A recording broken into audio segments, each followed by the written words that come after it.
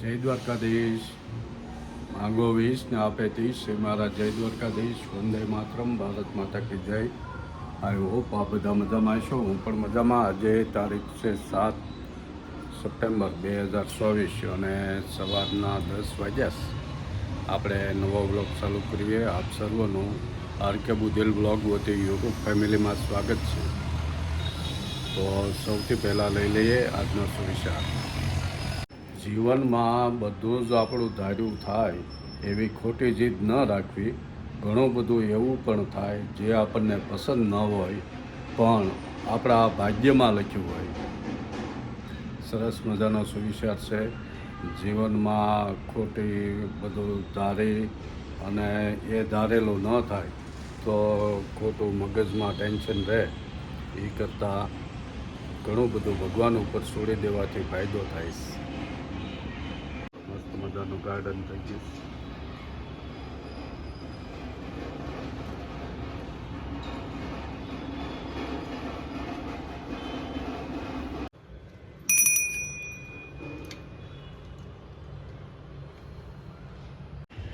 માતા પિતાને વંદન.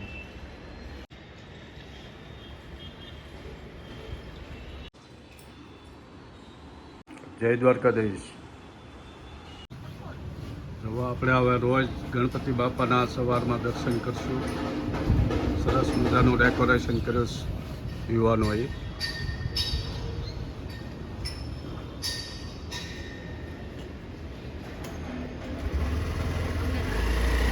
હે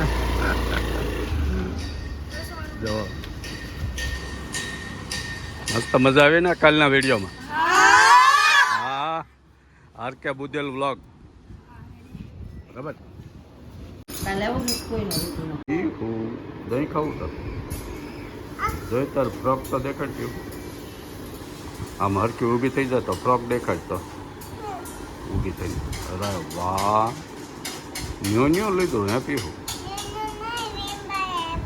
હે? હા એટલે બોલ પીવું ઓનલાઈન મગાવે હે?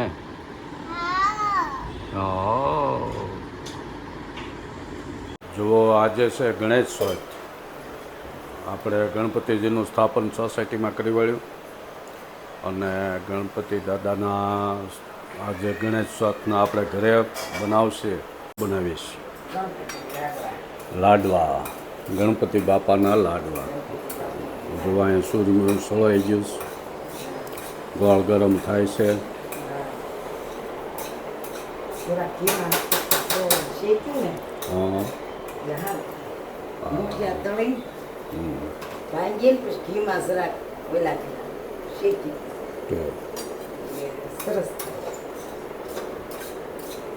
પવિત્ર ગણપતિ ઉત્સવ આવી ગયો.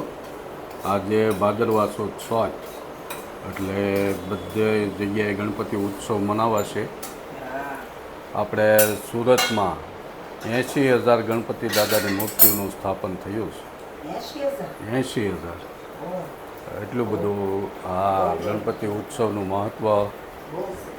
આ આપણે દુનિયાનું મોટામાં મોટું ઘર ગણાય તો શંકર ભગવાનનું ગણાય. કૈલાસ પર્વત ઉપર રહે અને દુનિયાનું મોટું ઘર એનું હે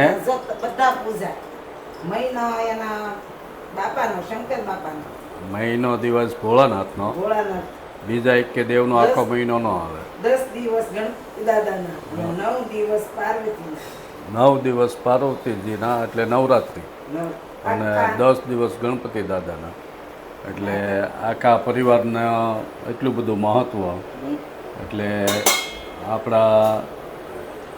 આપણા સનાતન સંસ્કૃતિમાં ભોળાનાથનું મોટામાં મોટું ઘર. આપણે ભોળાનાથનો થાળ કર્યો હતો લાડવાનો શ્રાવણ મહિનામાં. એ તમે જોયો છે આગળના વિડીયોમાં. આજે ગણપતિ દાદાના લાડુનો થાળ કરવાનો છે. એને હા, લાડુ મોદક એ લાડુ બનાવવાના ગણપતિ દાદાને અને નવરાત્રિમાં માતાજીને આમ નિવેદ કરવાના. એટલે બહુ મોટો આ પરિવાર. સુરતમાં 80,000 ગણપતિ બાપાના સ્થાપન થયું મૂર્તિનું. ઘણી બધી જગ્યાએ તો બહુ મોટા પાયે છે. આપણે અહીંયા તો શું છે, સોસાયટીમાં હોય એટલે એ પ્રમાણે હોય. છતાંય બહુ મોટું કાલ તો કર્યું હતું, બધું ડીજે અને ગણપતિ દાદાની પધરામણી કરી તારે ગાજતે વાજતે લાવ્યા.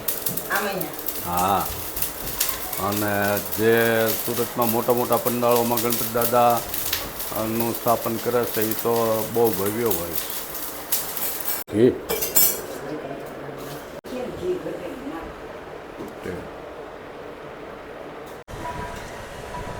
હવે વરસાદ ઉરાડી ગયો હોય એવું લાગે છે. આજ તો તડકી હતી સારી. કાજુ અને કિસમિસ નાખી લાડવા વાળવાનું કામ ચાલુ થઈ ગયું છે ફટાફટ.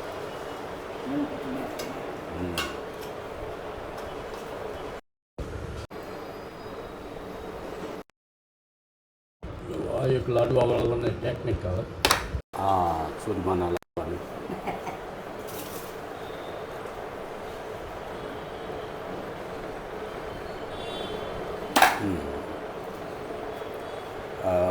આ બધાને ન આવડે.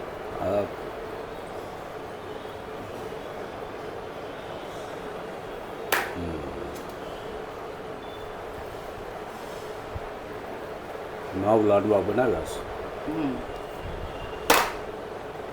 તમારા લોકોને પ્રસાદ ખાવા હોય લાડવાનો તો લઈ આવજો ગણપતિ બાપાનો. આમ તો બધા ઘરે આજ તો બનાવ્યા જ હોય લાડવા. હા, તો ન હોય. જેવા ગણપતિ દાદાને જમાડવા હાટો જઈએ છીએ, લાડો જમાડવા. હા,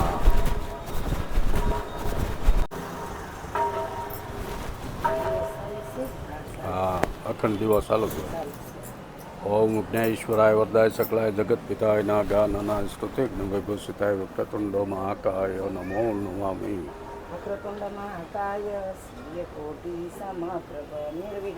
બધા નૈવેદ્ય ધરવા આવ્યા હોય લાડુના. આપ સમી લેજો.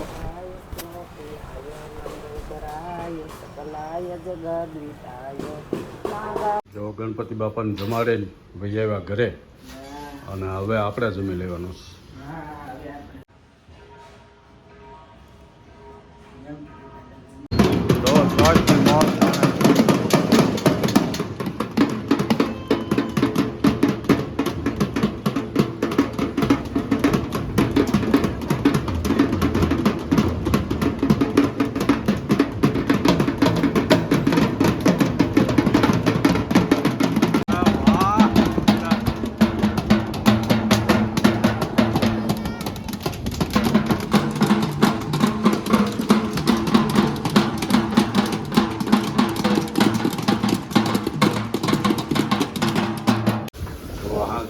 ભગવાનના દીવાબત્તી થઈ ગયા.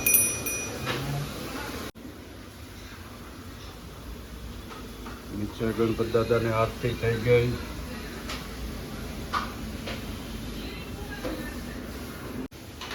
અને અત્યારે આપણે વાળું કરવાની છે. ફ્રેન્ચ ફ્રાય બનાવવાની છે. આ ઢીકો મારવામાં ઢીકો મારે ને બટાટાના. હા, મસ્ત થઈ ગઈ. દૂધ ગરમ એ મૂકી દીધું. કેમ? હવે આમ તળી નાખું. બફાય જરી ખતમ થઈ જાય ગરમ. હા, મીઠું સળી જાય પછી એને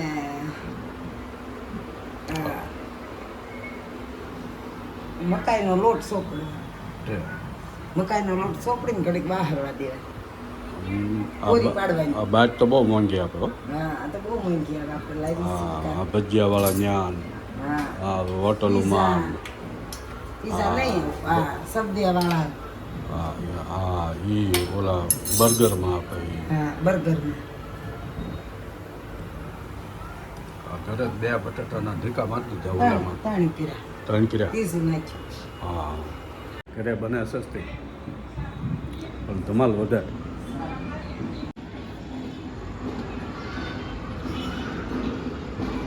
ઢોલકા વાગ્યા કરે એમને નાખો જી. તો આપણે ફ્રેન્ચ ફ્રાય તળાવવા મળે છે. હા મકાઈ લોટ વાળી કરી એ તળવાની છે.